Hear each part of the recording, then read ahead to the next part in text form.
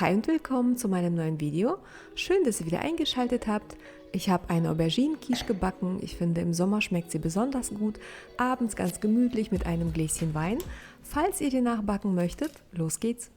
Ich nehme 100 Gramm kalte Butter, etwas Chili, einen halben Teelöffel Salz, einen halben Teelöffel Oregano, 150 Gramm Dinkelmehl T630, 30 Gramm Weizenvollkornmehl und 2 Esslöffel eiskaltes Wasser und verknete alles zügig zu einem Teig. Den Teig stelle ich für eine halbe Stunde kalt. Das Weizenvollkornmehl kann man auch durch Dinkelvollkornmehl ersetzen oder man kann einfach nur Weizenmehl nehmen, das ist egal. Die Aubergine schneide ich in Scheiben, die sind ca. 5 mm dick und die Aubergine habe ich natürlich gewaschen. Dann nehme ich für die Marinade 5 Esslöffel Olivenöl, 3 Esslöffel dunklen Balsamicoessig und 2 Knoblauchzehen. Den Knoblauch habe ich gepresst. Und dann bade ich in dieser Marinade alle Auberginenscheiben und lasse sie auch in der Marinade etwas ziehen. Nicht so ganz lange, ungefähr 10 Minuten, denn in der Zwischenzeit mache ich meine Grillpfanne heiß und das dauert ungefähr 10 Minuten. Dann brate ich die Auberginenscheiben von beiden Seiten an und stelle die erstmal beiseite. Die Auberginenscheiben saugen die Marinade wie ein Schwamm auf, deswegen sind die jetzt auch so dunkel, das liegt am Balsamicoessig.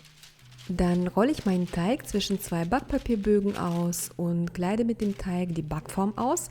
Die Backform hat einen Durchmesser von 24 cm und sie hat einen Hebeboden, das ist bei einer Quiche ganz schön praktisch.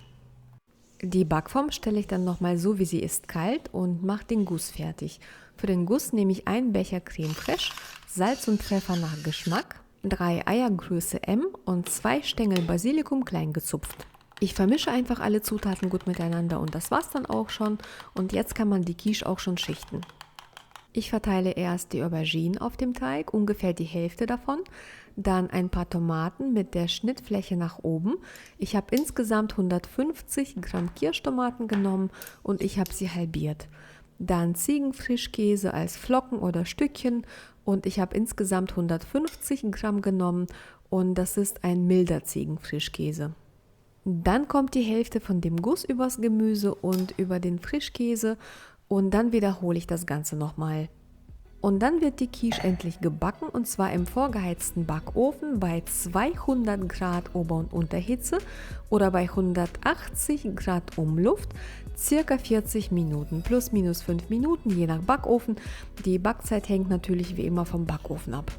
Und jetzt zeige ich euch den tollen Anschnitt. Sie schmeckt sowohl warm als auch kalt sehr gut. Danke fürs Einschalten, viel Spaß beim Nachbacken und bis zum nächsten Mal. Tschüss, ihr Lieben!